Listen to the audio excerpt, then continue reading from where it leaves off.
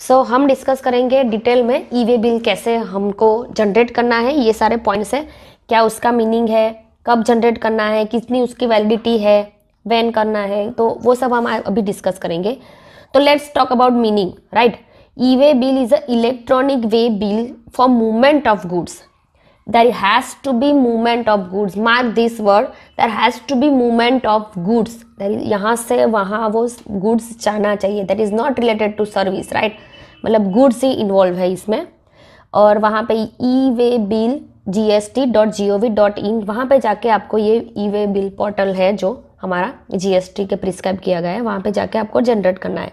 ये जो ई way bill है आप SMS, एंड्रॉयड ऐप और साइट से भी जनरेट कर सकते हो। ये जनरेट करने के बाद जब बिल जनरेट करेंगे, सबमिट करेंगे, तो आपको एक यूनिक ई वे बिल नंबर एक अलोकेट किया जाएगा। यूनिक, वो जो यूनिक रहेगा पूरे इंडिया में वो किसी के साथ भी मैच नहीं करेगा, ठीक है। जब आप जनरेट करेंगे तो ये EBN वो जनरेट करेंगे जो सेम रहेगा, जो सप्लायर रहेगा, वो जो ट्रांजेक्शन रहेगा। ई वे बिल में तीन पार्टी रहेगी, राइट।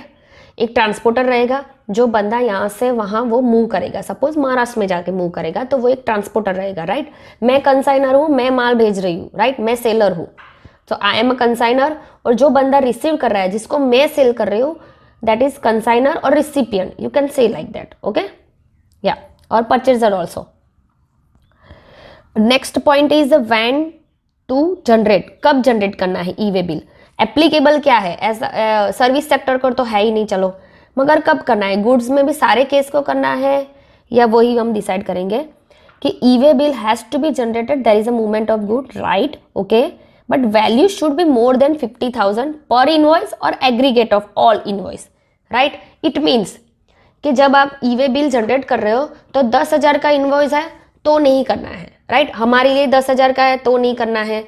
मगर सपोज क्या है, वो ट्रांसपोर्टर मेरे लिए सपोज 1-1.5 लाख का है तो करना है। मगर एज अ ट्रांसपोर्टर सोचिए कि वो ट्रांसपोर्टर के 10-10 हज़ार के 5 के, वो तो ट्रांसपोर्टर है, सपोज छोटा छोटा 10-10 हज़ार का सबका वो माल लेके जा रहा है, वैसा टोटल हो गया 1,10,000, बराबर।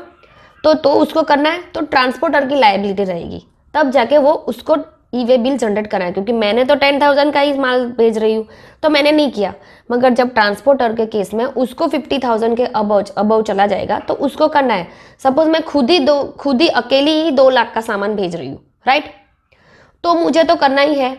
तो कुल मिला के ऐसे उसको भी पॉसिबल है कि 2-2 लाख करके भी उसका ज़्यादा सामान पॉसिबल है, या तो फिर तो उसको तो मतलब अलग अलग इन्वॉइस जनरेट करना रहेगा।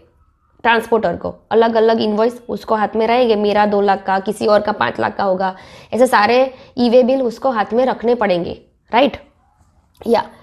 और इन रिलेशन टू सप्लाई, मतलब वो ये सारी 3 जो कंडीशन है, तो कब कब वो सप्लाई माना जाएगा, कब कब ई वे बिल जनरेट होगा। Of course more than 50,000, there has to be movement good more than 50,000 and there has to be supply. Supply means it has to be sales होना चाहिए, और आइदर सेल्स रिटर्न भी हो सकता है, sales return, yes.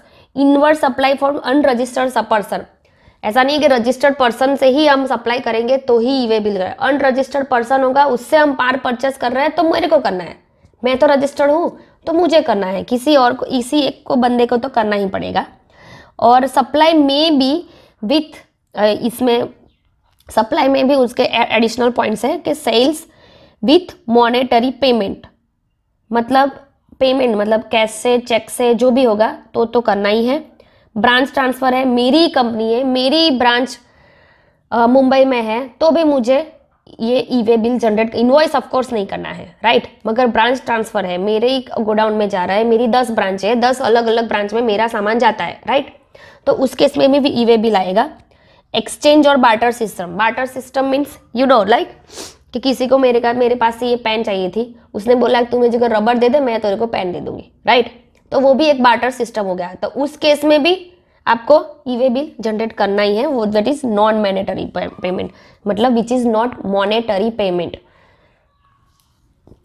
Validity suppose यहाँ से माल जा रहा है, मुंबई जाने में उसको 5-6 दिन लगेंगे, तो उसका कोई एक्सपायरी डेट है, उसका कोई मतलब कब तक वो वैलिड रहेगा, तो उसके लिए भी लॉ डाला गया है कि every 100 kilometre there is a 1 day, right, every 100 और पार्ट देयर। सपोज 150 किलोमीटर है तो 2 दिन लग जाएंगे, मतलब 100 से ऊपर थोड़ा भी गया तो दूसरा दिन आपको अलॉट किया जाएगा। सपोज मुझे यहाँ से मतलब गुजरात से महाराष्ट्र में माल भेजने के लिए सपोज 600 किलोमीटर लग रहा है, ठीक है, तो ई वे बिल की उसकी वैलिडिटी क्या रहेगी, 6 दिन की रहेगी, राइट, ओके। और जो ओवर डायमेंशनल कार्गो है, ओवर डायमेंशनल कार्गो मतलब जो भारी भरकम जो टैंकर जो रहती है अबव 16 उनके व्हील्स से ऊपर वाली, वो रहेगी तो 20 किलोमीटर्स पर डे। मतलब उस केस में जो नॉर्मल गुड्स था, जो नॉर्मल टैंकर थी, उस केस में क्या किया, 100 किलोमीटर फॉर 1 डे।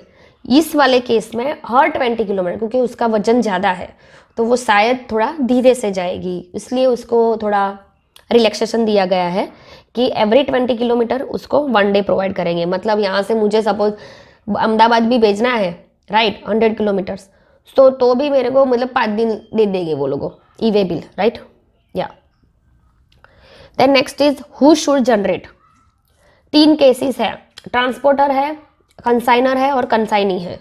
तीनों में से जो भी रजिस्टर्ड पर्सन है, फर्स्ट ऑफ ऑल कंसाइनर की फर्स्ट लायबिलिटी बनती है, जो माल भेज रहा है, राइट, वो रजिस्टर्ड नहीं है तो कंसाइनी का रहेगा, राइट। कंसाइनी रजिस्टर्ड नहीं है देन ट्रांसपोर्टर लायबिलिटी रहेगी, उस हिसाब से वो ई वे बिल जनरेट करने की लायबिलिटी रहेगी। यहाँ पे लिखा गया है देखो कि आइदर सप्लायर, रिसीवर और transporter one has to be registered under GST, otherwise there will be no movement of good under the GST, right, okay.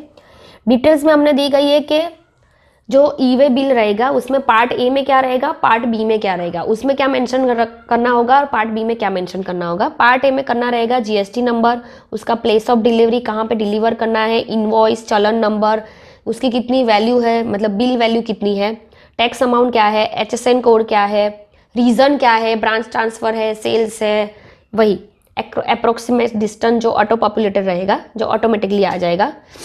और पार्ट बी में रहेगा vehicle number, which is totally मतलब transporter के regarding ही रहेगा। Part B जो normally transporter को fill up करना रहेगा, व्हीकल नंबर और ट्रांसपोर्ट डॉक्यूमेंट नंबर, राइट। मतलब ये हमको, ये सारी डिटेल हमको ई वे बिल भरते टाइम पे ये सब रेडी होनी चाहिए। तो उस हिसाब से क्या क्या लगेगा, इनवॉइस लगेगा, और बिल ऑफ सप्लाई है तो बिल ऑफ सप्लाई रहेगा, और ट्रांसपोर्टर आईडी रहेगा, एलआर रहेगा, व्हीकल नंबर रहेगा, सब हमारे पास रेडी होना चाहिए। एक्सेप्टेंस और रिजेक्शन, ये क्लॉज ये कहता है कि मान लीजिए कि मैंने महाराष्ट्र में सेल्स किया, राइट, कोई एबीसी कंपनी है, एबीसी प्राइवेट लिमिटेड, उसको मैं सेल कर रही हूँ, मैंने डाल दिया उनका जीएसटी नंबर कि मैं यहाँ से गुड सप्लाई कर रही हूँ एबीसी लिमिटेड को, राइट। जीएसटी नंबर मैंने जैसे ही डाला उनको एक इंटीमेशन जाएगा, जीएसटी डिपार्टमेंट ही भेजेगी, उसको ईमेल भेजेगी, राइट। एक्सेप्टेंस और रिजेक्टेंस, कि आपको ये माल रिसीव, ये कंफर्म है आपकी तरफ से ही, मतलब आपने परचेज किया है, वो कंफर्म करेगी, तब जाके इट मीन्स के that you have accepted the A bill. If ABC limited वो नहीं करती है तो 3 दिन का उनको टाइम दिया जाएगा, 72 आवर्स, राइट। वो नहीं करती है तो फिर मान लिया जाएगा कि आपने एक्सेप्ट कर दिया है। ये इसलिए किया गया है कि कभी कभी क्या होता है कि मैंने सपोज ऐसे ही, मतलब ये जैसे मैंने आपको पहले ही बताया कि कैश का डिटेक्ट करने के लिए ये जो हवाला ट्रांजैक्शन है वो सब डिटेक्ट करने के लिए ई वे बिल लाया गया है, राइट। तो कभी कभी ऐसा पॉसिबल है कि मैं कोई गलत बंदे को ट्रांसफर करना है, मुझे गलत बंदे को सेल्स करना है, तो मैं क्या करूँगी, कोई सही बंदे का जीएसटी नंबर डाल दूंगी। पॉसिबल है, ऐसा मैं कर सकती हूँ। तो इसलिए उन्होंने ये भी डाला है कि क्योंकि जीएसटी नंबर तो आप सभी जगह पे, मतलब सब बिल में और सब में इनवॉइस रहता है, किसी के पास भी आ सकता है, ऑनलाइन जीएसटी में नंबर नाम से भी आप सर्च कर सकते हो, राइट। तो मैंने मैंने वो XYZ का एबीसी लिमिटेड का मैंने डाल दिया, तो एबीसी लिमिटेड बोल देगी कि ये भाई गलत है, ये ऑर्डर मेरा परचेस किया नहीं है, तो आप मेरा प्लीज़ वो रिजेक्ट कर दीजिए, तो वो रिजेक्ट भी कर सकता है। उस हिसाब से ये क्लॉज डाला गया है। तो recipient of goods needs to be communicated the acceptance or rejection of the same within 72 hours. If there are not acceptance or rejection, it assumed to be accepted, right? मतलब जो उन्होंने कोई भी एक्शन नहीं लिया गया तो it is assumed to be accepted. Let's see, अभी नेक्स्ट स्लाइड में देखेंगे हम कैसे इनवॉइस ई वे बिल दिखता है। ये हमारा एक वेबसाइट है eWayBillGST.gov.in, राइट। इसमें देखेंगे, ये पार्ट 1 है, राइट। इसमें देखो सप्लाई टाइप, यहाँ पे जाके आपको ई वे बिल जनरेट करना है। सप्लाई टाइप है, इनवर्ड है क्या आउटवर्ड है, फिर एक्सपोर्ट है, जॉब वर्क है, ये सब देखो यहाँ यहाँ पे मेंशन किया हुआ है। ओन है, पर्सनल यूज़ के लिए आप भेज रहे हो। फिर टैक्स इनवॉइस, आपका अमाउंट कौन सा है, लाइक बरोबर। फिर बिल डेट कौन सा है, ट्रांजेक्शन टाइप कौन सा है, फिर कौन भेज रहा है, ये रहा बिल फ्रॉम, कौन भेज रहा है, ये रहा बिल टू, कौन रिसीवर है, और ये रहा आइटम की डिटेल, उसकी HSN code, product name, description, HSN code, quantity, rate, ये सब आपको, और वो रेट भी GST भी, IGST, SGST, IGST सब आपको मेंशन करना है, टोटल बिल अमाउंट भी, राइट। नेक्स्ट टाइम में दिखेंगे आप कि ये वाला ट्रांसपोर्टर, ये पार्ट बी है, उसमें ट्रांसपोर्टर का नाम, कौन बंदा ये जा रहा है मतलब ट्रांसपोर्ट लेके, उसका ट्रांसपोर्टर ID भी, फिर अप्रोक्सीमेट डिस्टेंस क्या है, उसका मोड क्या है, रेलवे है, एयर है, शिप है, वॉटेवर, व्हीकल टाइप क्या है, मतलब जैसे बोला कि रेगुलर है या ओवर डिमेंशनल कार्गो, वो इसलिए दिया है क्योंकि वो आपको पता है, मैंने अभी बोला कि एवरी 20 किलोमीटर उसके हिसाब से वो चेंज करेगा, राइट। और व्हीकल नंबर और ट्रांसपोर्टर डेट, और उसके बाद आपको सबमिट दबाना है। सबमिट दबाने से आपको पता है वो नंबर जनरेट हो जाएगा, और बाद में वो आपको ये इनवॉइस की कॉपी आपको रखनी है साथ में। Okay, that's all, this is related to e way bill. See you in the next video, thank you.